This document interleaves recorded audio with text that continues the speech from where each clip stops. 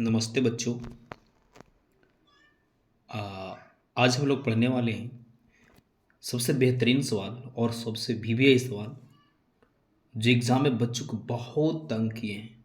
तो मेरे प्यारे बच्चों, आपसे गुजारिश है कि अगर आप चैनल पर नए हैं तो चैनल को सब्सक्राइब कर लेंगे और बगल में घंटे को क्या कर देंगे बच्चों, प्रेस कर देंगे।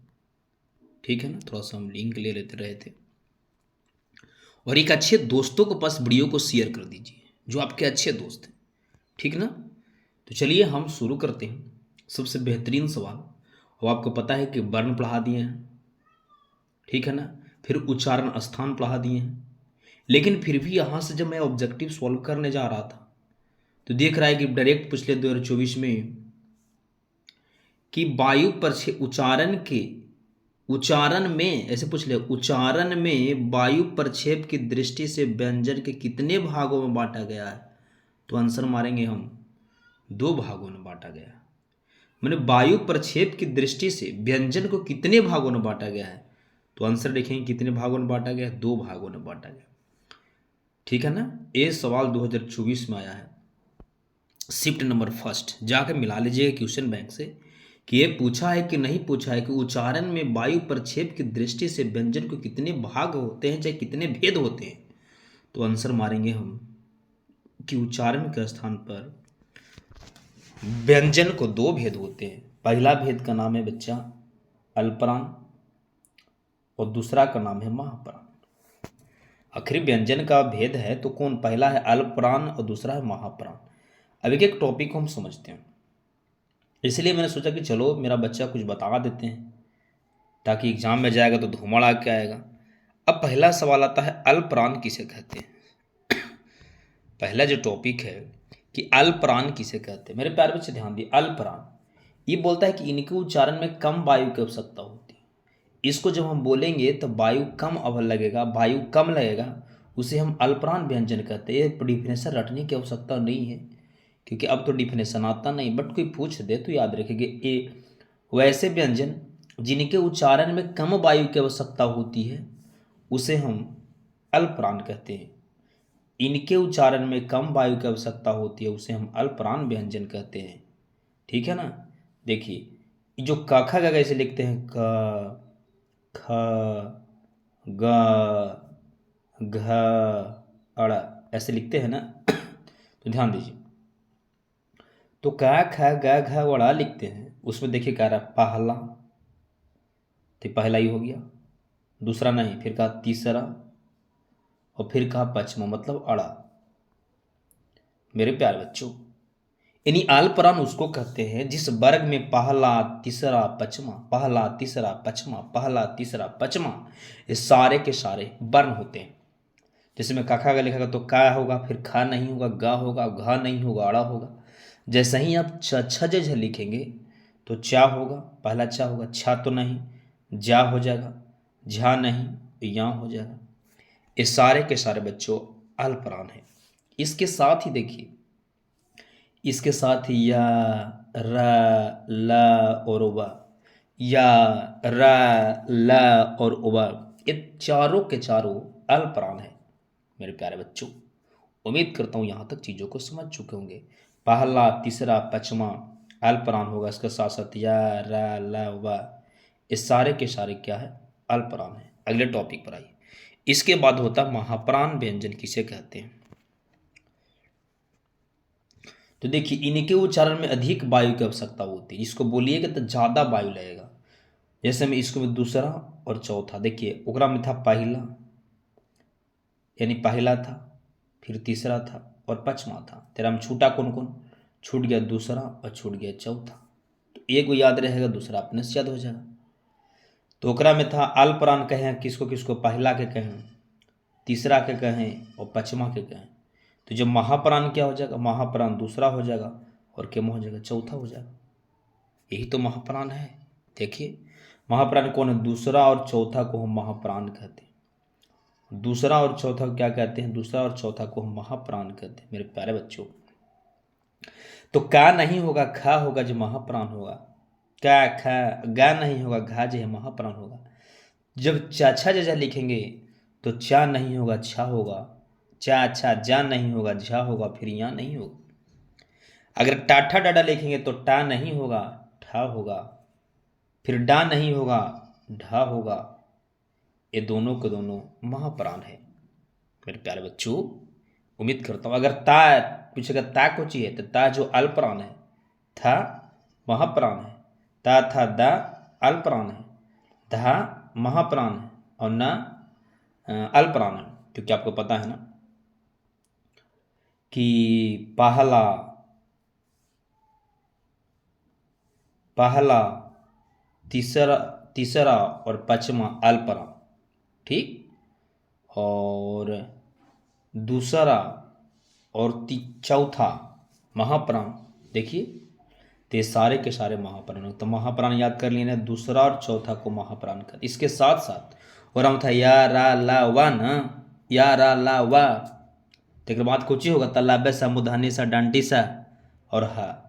ये सारे के सारे बच्चों क्या है महाप्राण है। एकदम याद कर लीजिए, ये सब एग्जाम में आया है। अनुनासिक वर्ण किसे कहते? देखिए ये सवाल डायरेक्ट है 24 में, ये भी सवाल 2024 में आया है। इसका मतलब ये सब चीज़ों को पढ़ना चाहिए, बच्चे को टीचर नहीं पढ़ाते हैं। इसीलिए तो मैं आया हूँ इस चैनल पे कि हम वैसे वैसे टॉपिक हम ही ना पढ़ावेंगे कि संज्ञा किसे कहते हैं, संज्ञा के कितने भेद होते हैं, तो 5 ही कौन न जानता है, कि सब जानता है। संज्ञा के 5 भेद होवे से तो 460 प्लस नहीं होगा, समझ रहे हैं ना। समास किसे कहते हैं, ये समास पढ़ लेने से आपको 470 प्लस नहीं होगा मेरे प्यारे बच्चों। वही 470 को प्लस करने के लिए हम आए हैं चैनल पे, क्योंकि मुझे पता था ना कि बच्चों को क्या प्रॉब्लम होती है। तो चलिए ये 24 में आया है कि अनुनासिक वर्ण कितने होते हैं, तो आराम से मानेंगे अनुनासिक वर्ण 5 होते हैं। अब बच्चा को माइंड में आएगा नहीं कि अनुनासिक वर्ण होता क्या है। आखिर अनुनासिक वर्ण उसको माइंड में आएगा ना कि अनुनासिक वर्ण किसे कहते हैं सर। तो देखिए अनुनासिक वर्ण कर वे वर्ण जिनके उच्चारण करते समय हवा नाक से भी निकलता है, उसे हम अनुनासिक वर्ण कहते हैं। अनुनासिक वैसा वर्ण जिसको बोलने में उसका आवाज जो है हमारे नाकों से निकलती है, हमारे नोद से निकलती है, उसे हम अनुनासिक वर्ण कहते हैं मेरे प्यारे बच्चों। उम्मीद करता हूं समझ में आ गया होगा। कह रहा अनुनासिक वर्ण कितने होते हैं, आराम से मारिएगा 5 को। कब पूछा था 24 में, कब कौन शिफ्ट में सर, दूसरा शिफ्ट में। सारा चीज बता दे रहा, जाकर आप मिला लीजिएगा। इस सवाल 25 में नहीं पूछा, जरूर 26 में पूछेगा कि अनुनासिक वर्ण कितने होते हैं, 5। समझ चुके ना, बोलेंगे सर बिल्कुल। अब यहां से आगे बात को समझिए। जो नाक से कह रहा है कि वो ऐसे वर्ण जिसकी हवा जो है नाक से निकलती है उसको अनुनासिक वर्ण कहते हैं। बोल के देखो अनुनासिक वर्ण कितने होते हैं, 5 होते हैं। पहला अंगा, चा का खा गा घा अड़ा, अड़ा नाक से निकल रहा है ना हवा।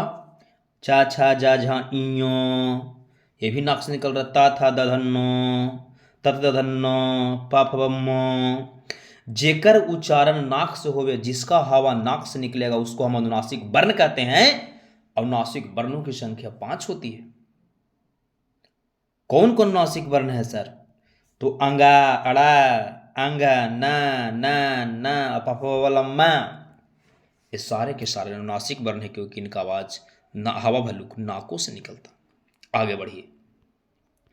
घोष वर्ण किसे कहते हैं, और घोष वर्ण यहां से मुझे लगा कि नहीं भाई ये भी बता देते हैं, क्योंकि संज्ञा सर्वनाम तो एक एक मास्टर पढ़ाते हैं, एक एक हमारे गुरु जी पढ़ाते हैं।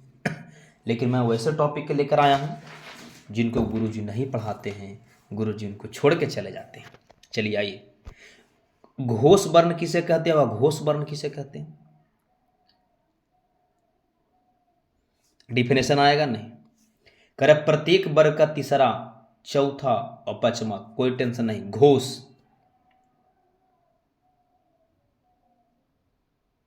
घोष वर्ण का, ख, अगा, घ और अड़ा, ये सारे के सारे घोष वर्ण है। यानी तीसरा चौथा पांचवा, तीसरा चौथा पांचवा घोष वर्ण है। देखिए का खा नहीं होगा, गा हो जाएगा, घा हो जाएगा, अड़ा हो जाएगी, घोष वर्ण है। चा और छा नहीं होगा, क्या कि हमको तीसरा से ना चाहिए, तो का पहला है, खा दूसरा है, तो कैसे होगा। तो जा, झा और या ये सारे के सारे घोष वर्ण है। घोष मतलब तीसरा चौथा पचमा, घोष मतलब तीसरा चौथा पचमा, घोष मतलब तीसरा चौथा पचमा। इसके साथ ही या, र, ल और तथा हा, हा है बच्चों लिखल। अरे भैया ऊपर पाई पड़ता है हा। ये सारे के सारे घोष है, तीसरा चौथा पचमा घोष है। अघोष क्या कहते हैं सर? अघोष किसको कहते हैं? तो तीसरा चौथा पचमा हो गया घोष, तब पहला दूसरा हो जाएगा अघोष। तो कह रहा है प्रत्येक वर्ण का पहला दूसरा को अघोष वर्ण कहा जाता है। प्रत्येक वर्ण का पहला और दूसरा को अघोष वर्ण कहते हैं। जैसे में का, तखा, चा और छ, ता और थ, टा और ठ, ये सारे के सारे अघोष वर्ण है। और में था या, रा, ला, या, रा, ला और हा घोष था। तो हा के बाद तलाब्य सा, मूर्धन्य सा और डंटी सा, तीनों के तीनों ही अघोष है। मेरे प्यारे बच्चों, ये वीडियो कैसा लगा जरूर कमेंट करके बताइएगा। एक क्वेश्चंस पूछते हैं, उसका आंसर आपको कमेंट में करना है।